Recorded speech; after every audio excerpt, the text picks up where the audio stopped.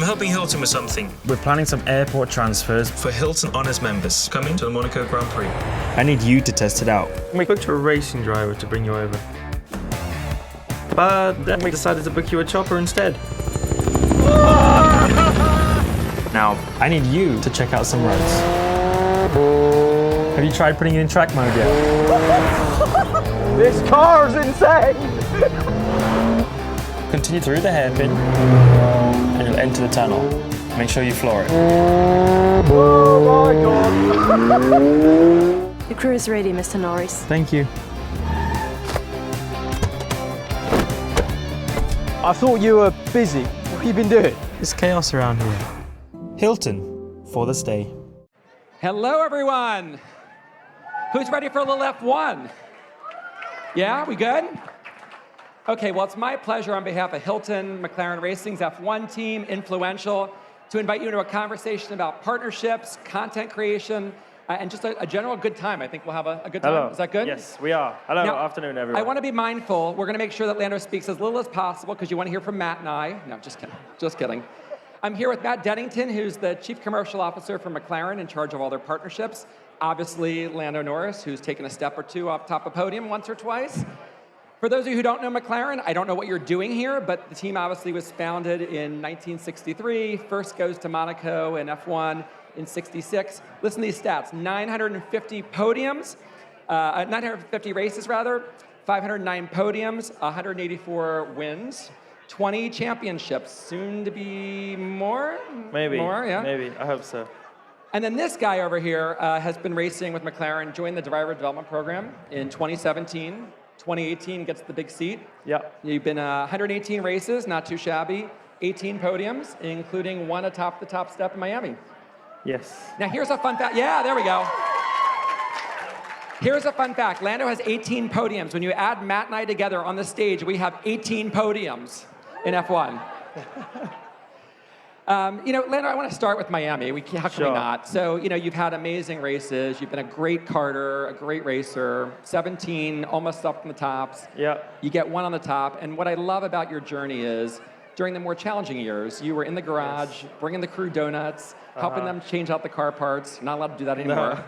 No. But it made it that much sweeter. So take us back to Miami. How did it feel? What was it like? Yeah, so Miami was incredible.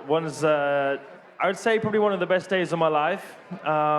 This is what I dreamed of doing since I was a kid, since I was 6 or 7 years old. So I think I'm lucky that not many people in their life get to say that they've achieved their dreams in several ways, and I'm one of those guys who has. And I know how lucky I've been to have that chance, but Miami was everything I dreamed of in terms of winning a race in Formula One, achieving that dream. But more importantly, like you said, spending it with my team. Like for me, this is if I won and there was no one there to celebrate with, it's a bit pointless. It's a bit boring. But the fact that the whole team were there, so many people, especially Miami. Miami is a good place to go and do other things as well. I saw you celebrating a bit on social media. I celebrated, I think, a very reasonable amount. So I think that's right. It was good, but like you said, going through the difficult times, I've been with McLaren, like you said, 6 years now of racing, so going through the difficulties, going through the ups and downs, made all of it much sweeter. Now, I was there for the race. Was that part of your childhood dream, that I would be there for your win? That's what I thought. Maybe that's why I won. I gave him advice. I was in the paddock. I said, just drive fast and you'll win. And look what happened. Look at how that works. Look at how that works. Now, it's been a great journey, and maybe to pivot a little bit to the business, right? Because to get these guys on the grid, to put 2 cars out there, it requires a stable of partners. And it's not just about the money. So when you think about a room full of brands, about partners and agencies that want to work with teams like McLaren, Matt, what are you looking for? What makes a great partner? What's important to add to the culture of McLaren? Well, first of all, thanks for having me, and good afternoon, everyone. Yeah. In short, it's comfortable beds, great restaurants, great levels of service, and a minimum tenure of 20 years in partnership. I think I know that. I think I know who that is. I think we've had 20 years of that. No, in all seriousness, it's partnerships are a two-way thing. It's about being mutually beneficial. We're super passionate about delivering a commercial impact for our partners, but also for McLaren.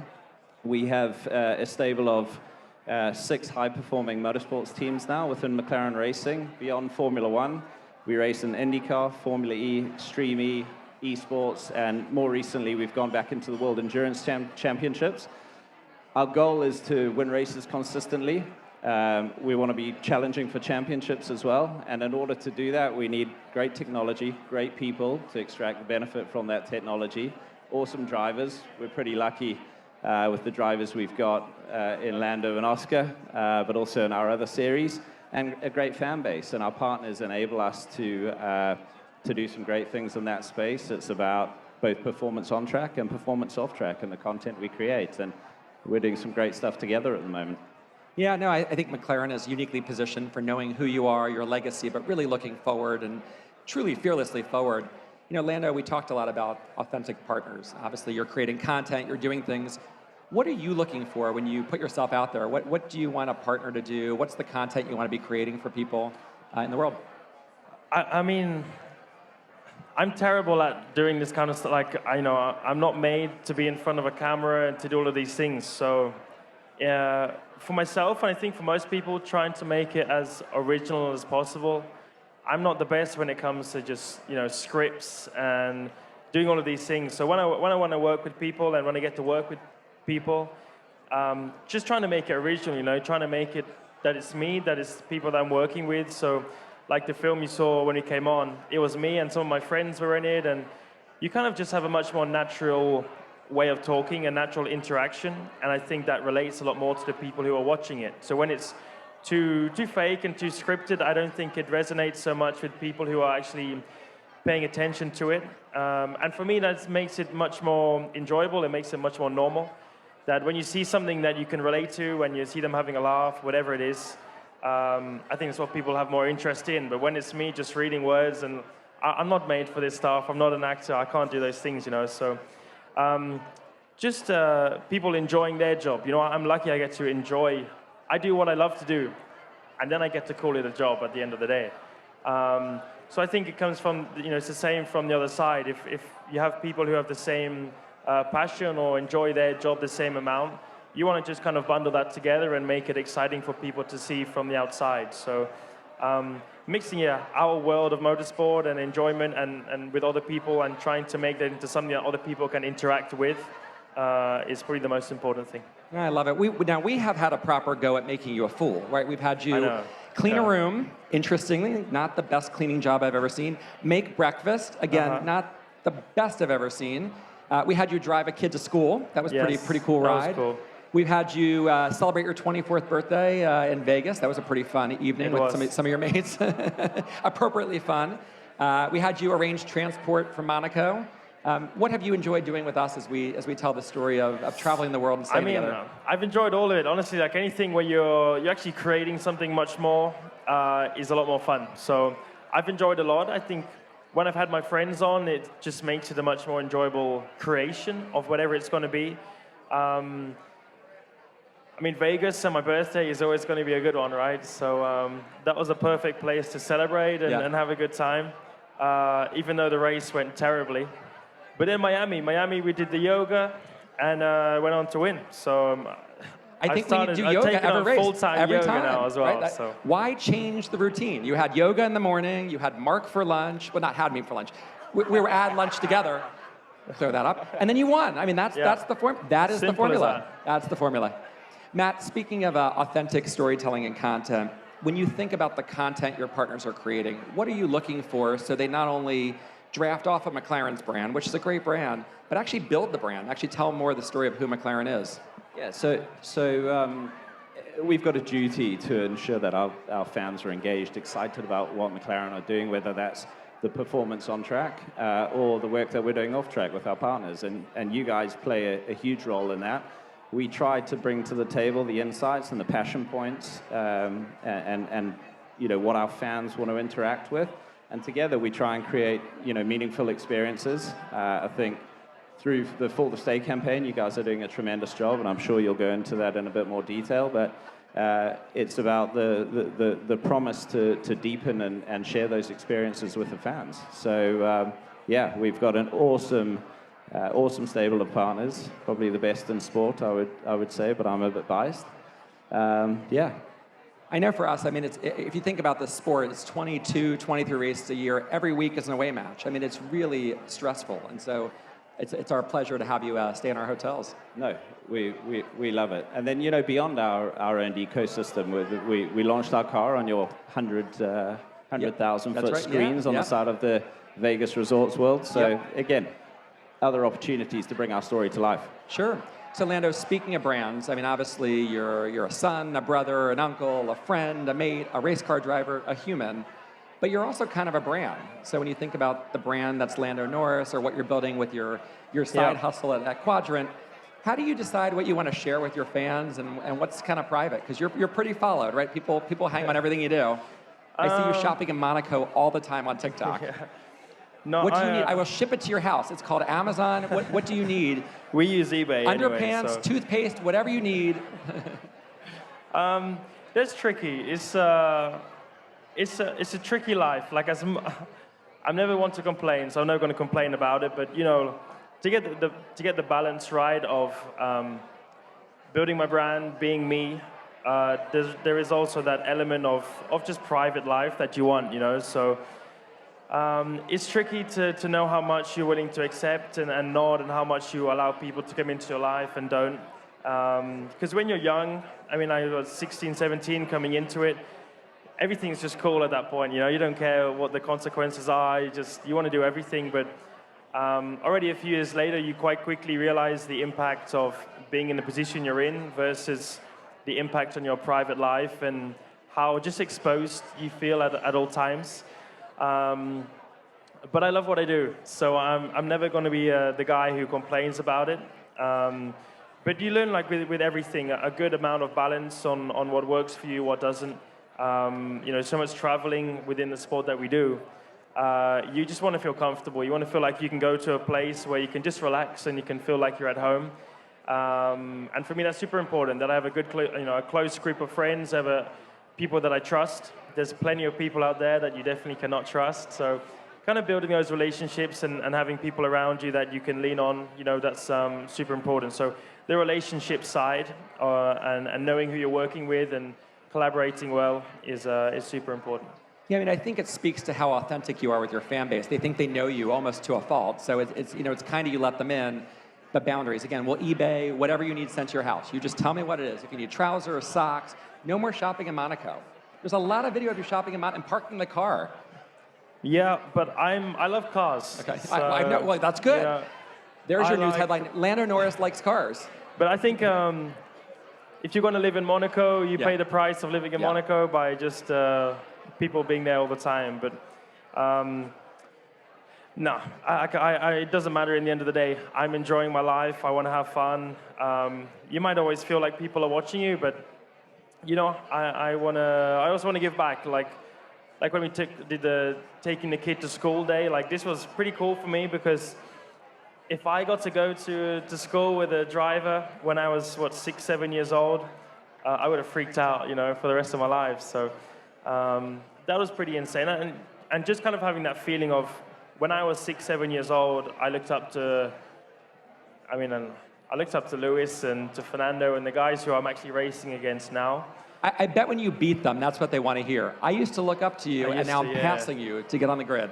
You're old. That's why I tell them. They're my contemporaries. Sorry, be guys. careful. Be gentle. Jeez Louise. But kind of being able to give back in that sense, and having Quadrant and having my own go-kart brand. Like, then you see the kids who are growing up and they have the same dream as what I once had. So for me to give back and allow them to see my dream, but in someone else, like that's pretty special. I know you're quite a role model. So maybe not to make it all about Hilton, Matt, what are some other brands that are doing well in the space, creating content, telling the stories with Lando, with Oscar, Zach, and the team more broadly? Yeah, I think the one that springs to mind and most recently is the celebration of Senna's legacy. It's 30 years since he passed, and we've been working with the Senna Foundation and OKX, one of our primary partners, to sort of modernize and celebrate the legacy. You look at every 10 years since he passed, there's this huge spike in interest around him, what he did, his legacy, and it's we played a big role he played a big role in our history, and we want to repay some of that through the work we've done. And OKX are passionate about bringing and deepening the experience for fans. So that was awesome to celebrate the King of Monaco in Monaco. It was special to watch. I have to say the Lego collaborations too. I mean, I've got the Senna one set up. The bigger one takes a lot longer. I thought I was going to do it in one sitting, and like 28 hours later, I was counting pieces and still putting it together. But it looks great. You've got some good stuff going. Yeah, and it's we've got more to come towards the end Excellent. of the year. We've got a number of other livery campaigns with various partners. I won't give it all away, Fantastic. but we're doing some great stuff in Silverstone. We are. I'm getting ready for the 20th anniversary, which is just crazy. So next year we'll celebrate that. Okay, maybe a bit of travel, because I can't not talk about travel. So hopefully that plays a key role in your weekend. So you get to a city, you're getting situated. You know, what role does the hotel play? What role does getting ready and a restful night's sleep? And you know, what are you looking for most before the race routine starts in a race weekend? More than people realize. You know, with travel, it's so much of my life is traveling. It's on the plane or being away in hotels, that kind of thing. You want to just be comfortable with it, you know, as much as possible, especially when you have time zone changes, which we do so much of in international places. I'll fly, you know, 3, 4, 5 days before the race, so I can acclimatize, I can get used to the time zone. But at the same time, you want just ease with that, you know. You want to be able to go to a place where you just feel at home, you feel comfortable, you feel like it's just another day away, but you just want to feel comfortable. That's probably the best word and best way of describing it. So, like with Hilton, always knowing I'm fussy when I sleep. I mean, I'm a terrible sleeper in general, but so having, you know, simply just the right pillows, the right temperature, that kind of thing, for me is, I'm fussy, and it's probably a silly thing, but makes such a big difference on my recovery, because it's not just about how I can prepare for races, it's about how I can do one, maybe go out and party, come back. There should be a lot more parties coming, lots more coming this year. And recover, and make sure that I'm ready for the next one, you know, so that plays just as much of an important role. And the people that you deal with, you know, you're meeting a lot of people, too many people for my liking, but you just want to feel like it's another family, it's another home, and that's what Hilton offer us all the time. So yeah, always been a pleasure to be partnered with you guys, and makes my life much easier. That's very kind of you to say. I know the teams, when you stay at the hotels, always say how kind you are to them. You thank everybody by name and face, and they really just appreciate all you do to make them feel appreciated for the work they're doing to make that possible. Maybe a quick lightning round, a couple quick ones, just quick. Okay, so Sure. First thing you do when you get into a hotel room, keep it clean. Keep it clean. Is it that dirty? No. First thing I do, check the minibar. Check the minibar. Okay. Yeah. What's your minibar splurge? No comment, but Fair enough. you know, it's like when I arrive at a hotel, I always check the minibar. When I get excited, you know, I want to see what they got. When I go in, there's nothing there. It's sad. I think your team is responsible for that. I think they take the stuff out of the minibar before you get there. It's sad, but more You tell me often what than you want, not, we'll make sure it's in the minibar. No, I know. So We'll ignore the team but orders. that's my first thing I do. Okay, And check the just minibar. a good amount of, not drinks, but Yeah. just the correct drinks, a nice little fruit bowl. I sound probably like I've seen you polish an off a idiot watermelon. right now, but, We've seen it. Not usually a watermelon in the minibar, but yeah. watermelon, Yeah. pineapple, that kind of thing. yep. You know, you're gonna have a good time. Okay. So that's probably my first thing. The team don't remove the Jack Daniels and Coke from our minibar. Exactly. Matt, what's the first thing you do in a hotel room? Unpack, get my laptop out, and just get ready for the week. Okay, deeply personal question. Do you unpack your stuff out of the suitcase or just live out of the suitcase in a hotel room? Oh, I unpack everything and I hang it. Do you Yeah. really? I iron. Do you steam? You do not. I iron. really? I am very good at ironing. You're ironing. So picture this. You're at a race. Yeah. You've opened up the minibar. You've taken out the gummy bears. Yeah. You put the Jack and Coke outside ready for the celebration afterwards. And you're ironing your kit? It's therapeutic. Really? Yeah, is that a surprise? Can I send my kit down to you? If you pay me, yeah. Okay, fair enough. That can be arranged. Anything for a price. He is, Lando. Exactly. First thing you do in the room, Matt. I mean, what's you unpacker or a packer? Definitely an unpacker. Okay. Maybe one last one. What's your pre-race routine? So what are you doing? From the morning you get up till the morning you get on that grid to start the race. I like to wake up and be in a rush. I don't like to wake up and have time. So I wake up as late as possible. I've noticed that. The team notices that too. Yeah, thanks.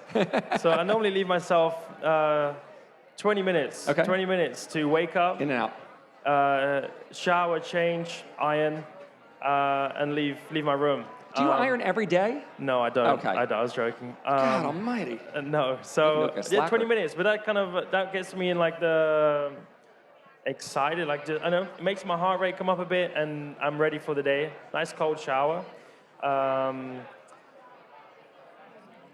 Yeah, that's just the start, and then I leave track. We're getting this real time. This is like minute by minute. Keep going. I'm sorry. We get to the track. We have a few of our meetings. But honestly, I don't have like an insane routine. For me, and I think something over the years, you realize just what works for you and what doesn't. So you see a lot of guys having a little kickabout or doing some boxing, that kind of things. Yeah. For me, I'm the complete opposite. I just want to sit and chat with my friends. I'll have a little nap, a little sleep, I'm actually, normally for sports, you get your heart rate up. And you try and get excited, you get in the zone. But for me, getting in the zone is the opposite. It's just being as relaxed as I can be. For me, I'm able to concentrate more. So I'll be sitting and talking with my friends and talking about crap, just talking about nonsense. And then you see someone else like super in the zone, headphones on, and losers. But I do whatever suits me. And for me, that's just being as chilled as possible. You're so relaxed, it makes me nervous when I see how calm you are about it, because I am like going to have a heart attack. Maybe I know we're going to wrap it up, but maybe just to ask you, first of all, I think you can see these are the best partners. They're great people. They're great friends. It's been such great fun working with you all, and there's more to come. I got to ask you, though, on behalf of everybody in the audience, 15 seconds or less from each of you, what do I expect for the rest of the season?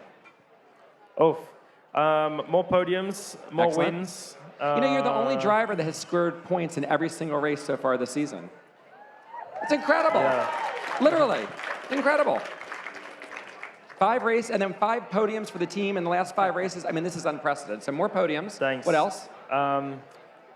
More wins. I don't know. I don't want anything else, to be honest. More podiums, more wins. We'll take I need to it. win More podiums, more wins. Sound good? Yeah. Matt, what should we expect? A great rooftop party in Silverstone with you guys and a few other partners. That's the plan. No, we've got some awesome campaigns planned. Some great work around livery campaigns back in the US.